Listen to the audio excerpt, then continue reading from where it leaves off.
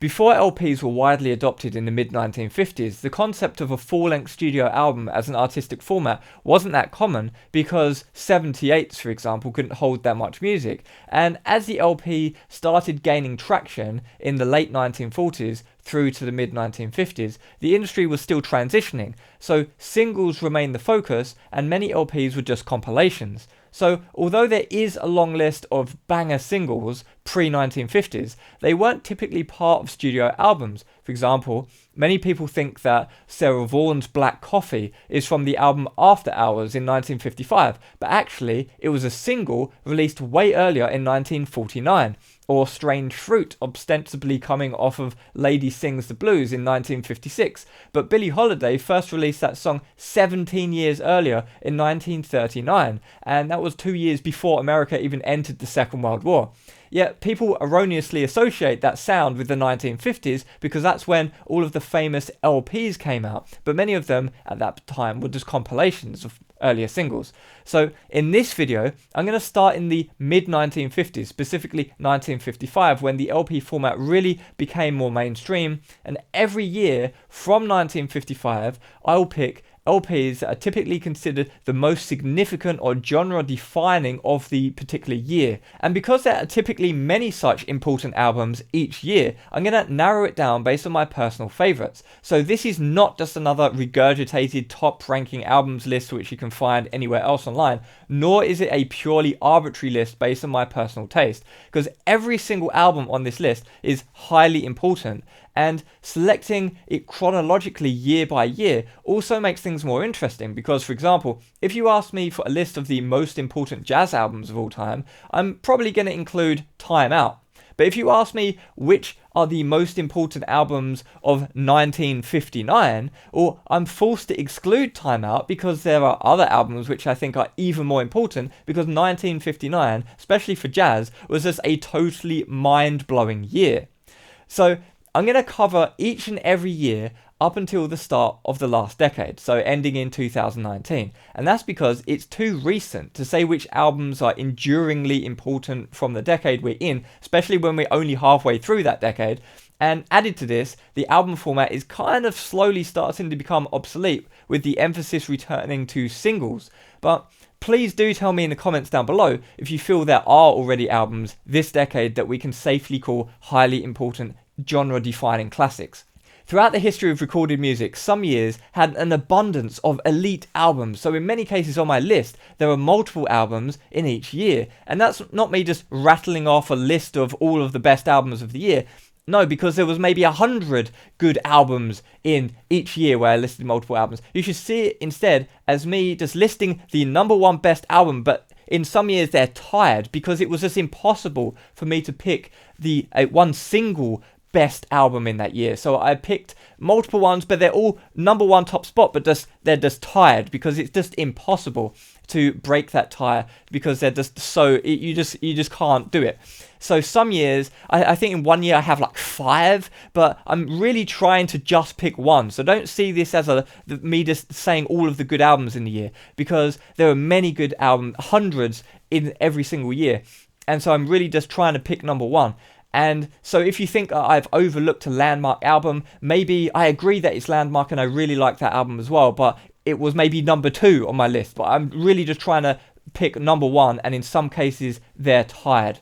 And finally, before I just get on and tell you the list, I need to mention that because of the length of the list, I'm just not able to provide any additional explanation about each individual album. I'd just be going on for ages. This video would be 10 hours long. So you need to bear in mind that every single album on this list is already a solid S tier. There's nothing on here that isn't already an S tier. But where some albums are so critically important to me that I feel that even S tier is insufficient to convey the unfathomable, reality-warping sonic dominion of the particular LP, I shall insert some additional sound effects to further emphasize those albums that I find so critically important to me.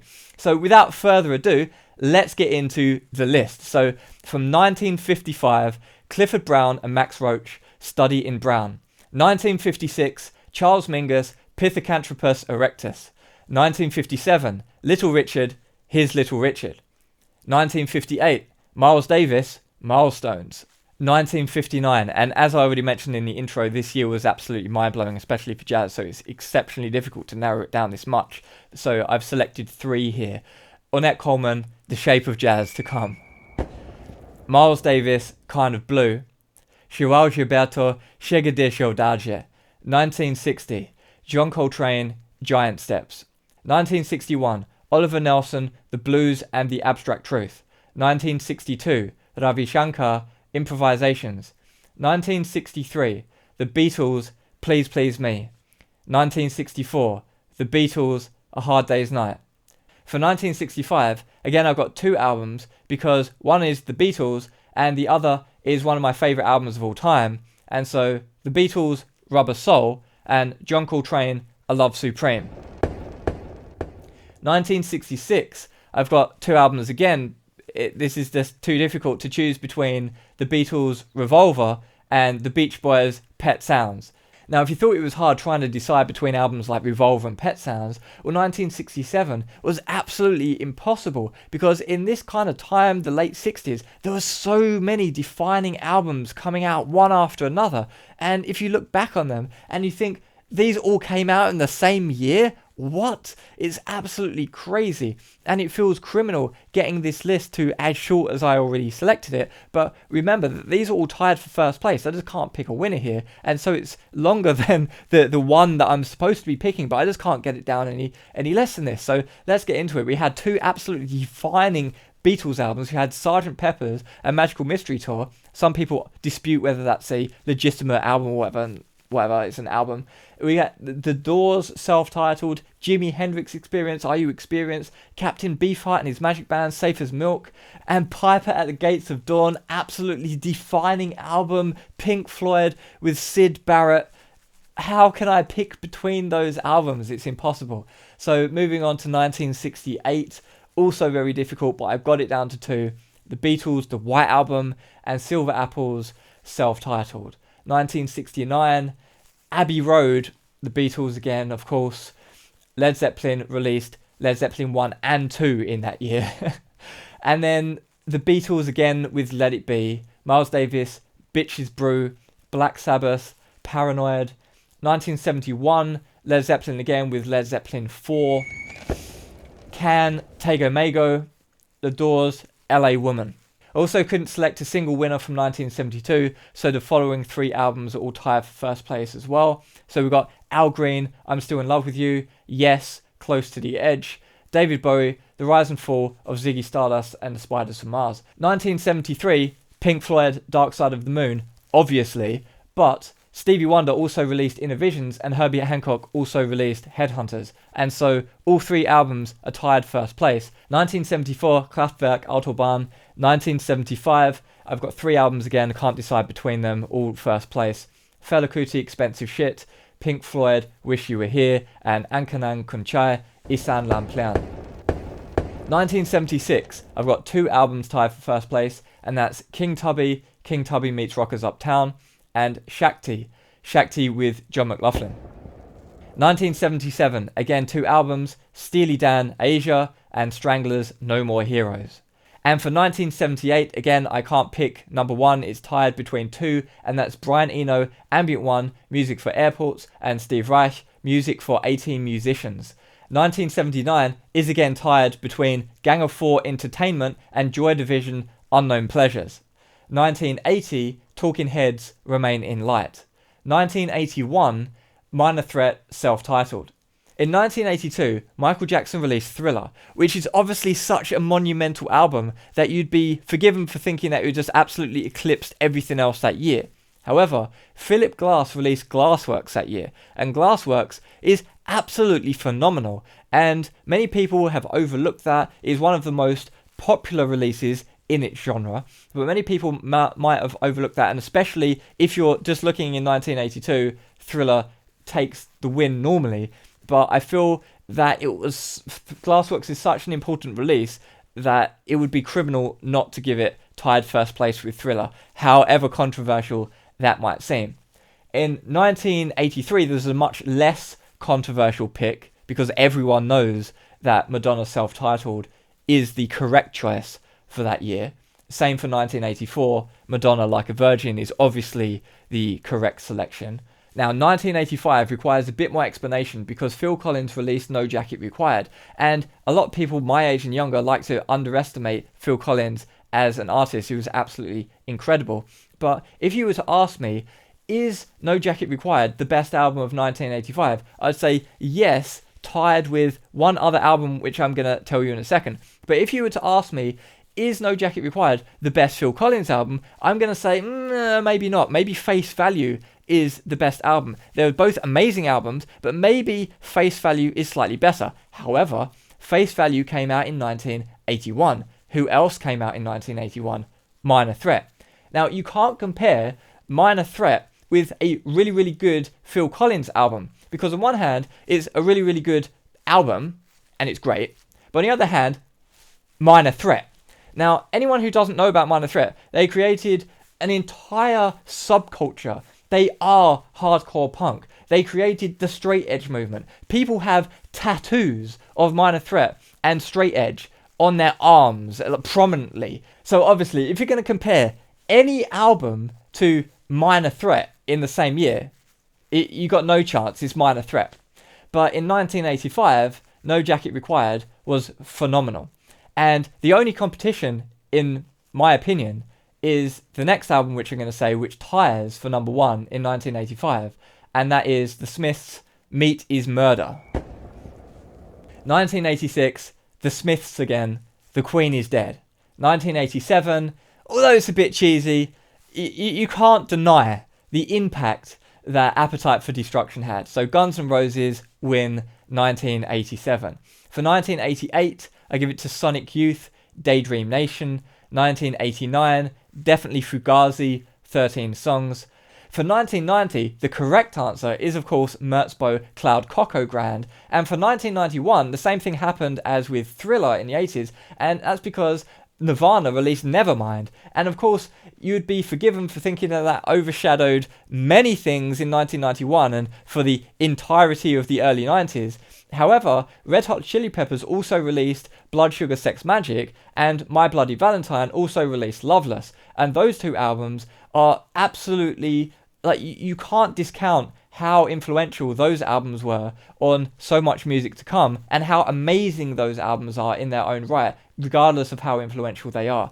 And so you've just got to give it to all three for that year, despite the impact that Nevermind had. 1992 saw the release of an absolutely landmark recording of Henryk Górecki's Third Symphony, specifically the Dawn Upshaw David Zinman recording, and that should win outright. However, tied in first place, I have to give Daisy Chainsaw's 11 a mention, because that was such a profoundly important underground release that came out of the UK that many people have never even heard of Daisy Chainsaw. And that was such an important release, so influential on many artists, and it was kind of like the UK's underground reaction in a way to Nevermind. And so I have to give 11 first place, tied with the Henryk Górecki recording. And for 1993, I've also got a tie between PJ Harvey's Rid of Me and Björk's Debut. It wasn't actually her debut album, but it's called Debut. 1994, confidently, Oasis Definitely Maybe.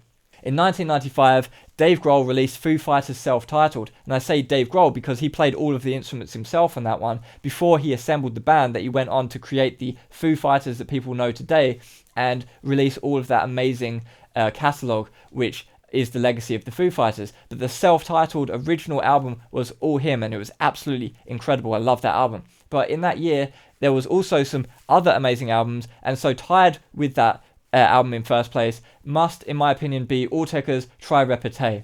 And in 1996, Tool released Enema, but also more of a lesser-known band, Lamb. They released their self-titled album, Lamb, as well in that year, which is more important for me even than Tool's Enema, which is absolutely huge landmark album, which many people associate with that progressive metal sound, which is hugely inspirational and influential.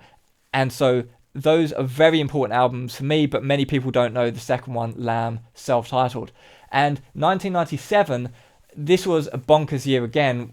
Just you can't decide between these albums. So we have Radiohead released OK Computer. The same year, Aphex Twin releases Come to Daddy. The same year, Björk releases Homogenic. And the same year, the Deftones release Around the Fur. Like, what? And then, 1998, I'm giving this to a more electronic genre here. I'm tying it with Ed Rush and Optical's Wormhole. So influential on electronic music. People don't get how influential Ed Rush and Optical were on electronic music. It's just incredible what an impact they made and how they are not more famous than they are. It's an outrage. Boards of Canada also released Music Has the Right to Children in 1998, and so I have to tie those two, despite the fact that I think that Wormhole is one of the most influential albums in the history of recorded music for electronic music. Boards of Canada Has the Right to Children. It is such an influential album on that lo-fi kind of like weird retro electronic sound as well. Like, you can't decide between those two. 1999, Rage Against the Machine, The Battle of LA. Come on, like, it has to win. 1999. 2000, again, what a year. 2000, I can't decide between these. It's impossible. You had Godspeed You Black Emperor, Lift Your Skinny Fists Like Antennas to Heaven. You had PJ Harvey, Stories from the City, Stories from the Sea. Deftones, White Pony. No one can decide between those albums, and if you think you can, you're wrong. 2001, again, bonkers year. Like, people say, oh, they don't make albums like the old days, the 60s. Yes, the 60s. But also, look what's happening now. In 2001, you had Aphex Twin, Drugs, Elbow, Asleep in the Back, The Strokes, Is This It, Björk, Vespertine. What? What year? Then 2002, gotta give it to Queens of the Stone Age with Songs for the Deaf. 2003, absolutely confidently, no doubt at all, Mars Volta, D-Lows in the Comatorium. One of the best albums of all time, no doubt. Amazing. Now, in 2004, Isis released Panopticon. This should easily just be the winner. However, in the same year, Björk also released an album which I find is sometimes mistakenly overlooked, because people listen to Homogenic and Post and these other albums, they're more full productions with electronic beats and all this, and they think, yeah, they're more exciting and stuff like that. But that's just Medulla. It's just like vocals.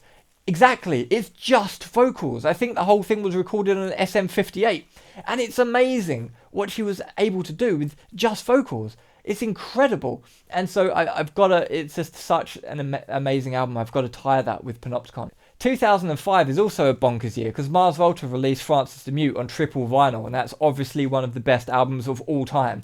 And so, like, you're going to argue with Mars Volta. How can you not give Mars Volta the first place for Francis the Mute? Well, it's made more difficult because Block Party released Silent Alarm, and that was just such a tremendous impact in the UK. I don't know what impact it made overseas, but that was the album in 2005. That was the album. Like, I was at university in 2005. That was the album of 2005. But also, like, Francis the Mute. But then Electric Masada released At the Mountains of Madness, and it's like, are you gonna try and argue between like Electric Masada and Block Party and that? Like, what? Like, okay, Mars Volta maybe could win like first place if you wanted to like be really harsh, but discounting like the impact that those are, like, it's too difficult. 2006 is a lot easier because Arctic Monkeys released Whatever People Say I Am, That's What I'm Not. Absolutely monumental, especially in the UK. I'm pretty sure that exploded overseas as well. 2007, pretty easy, Radiohead, In Rainbows. Like, you're going to argue with Radiohead, In Rainbows? I think not. 2008 also sees multiple amazing albums released, and there's two of them which I absolutely can't choose between, and one of them is the Silver Mount Zion Memorial Orchestra and Tra-La-La Band with 13 Blues for 13 Moons, and the other is Portishead Third. If you don't understand the influence that Portishead Third has had, you need to go back to that album. If you've not listened to that album like 10 times minimum, Portishead Third is just massively important.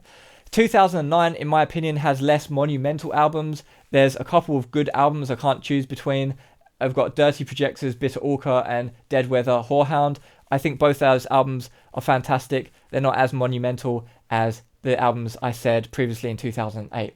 2010 sees the Deftones release Diamond Eyes. Now that is, in my opinion, one of their best records. I think it is a very, very good record, and that was probably one of the best things that came out that year. However, Tame Impala released Inner Speaker, and that album, although may arguably not be the best record from the guy, it kind of like sparked this new wave of kind of retro 60s kind of revival sound, which was quite influential, and that was a real solid album. And so I would really be hesitant not to tie that with Diamond Eyes there. So I think they're both very solid albums, maybe not as revolutionary or as some of the other albums that I've mentioned in other places. 2011, you got The King of Limbs from Radiohead and Wasting Light from Foo Fighters. Again, not really revolutionary albums, but they were by far the best albums of that year in my personal opinion. In 2012, I think the best record was probably Death Grips' The Money Store, and in 2013, Balls of Canada Tomorrow's Harvest was probably the most solid record. In 2014, The Swans to Be Kind was absolutely a mammoth album, but an album which I absolutely think was extremely important and often overlooked is the debut from FKA Twigs, which was LP1. In 2015, I didn't feel like there was that many releases that redefined things too dramatically, but from what was released in 2015, Kamasi Washington's The Epic probably stood out the most. And in 2016, I think David Bowie's swan song, Black Star, was probably the standout album. 2017, I definitely give it to Idol's Brutalism. In 2018, Rosalia released El Mal Querer. I thought that was a really good album. She really went out there, did something a bit different. I thought it worked. It was really a great album. I thought she did a great job. In 2019, although saying it now, especially listening to Bad Guy, whatever, it just feels really rinsed. But it was really a massive explosion of an album in 2019. So we've got to give it to Billie Eilish. When We All Fall Asleep, Where Do We Go? Massive impact, despite the fact that it already seems quite rinsed. But that was my list. Pretty long getting through that. But now I'm looking forward to hearing what your favourite records were from this decade in the comments. But if you do think that we can start calling timeless classics from this decade, I'd be very interested to hear what your picks are. And if I've not heard them, I'll go away and listen to them as well. So, a bit of a long list. If you disagreed with anything that I said on the list, be sure to comment down below to say what you think the best picks were for that year. And again, I'm not just saying albums that I like, or I'm not listing every single album that I thought was good in that year. I'm listing the top most important, significant album of each year chronologically, and then I'm narrowing it down until I just can't narrow it down anymore. So when I've picked like 5 in the same year, it's because I literally just can't. If I exclude one, then I feel like it's just incorrect because it was too influential to exclude. And so I tried to get one for each year, but I just failed because you can't do it. But if you think that there was some other thing that should have made the list, like some people are going to be outraged that I didn't list a Cream record, I didn't list this record or some other record, sure, let me know down below what you think, and should be interesting to read the comments on this one.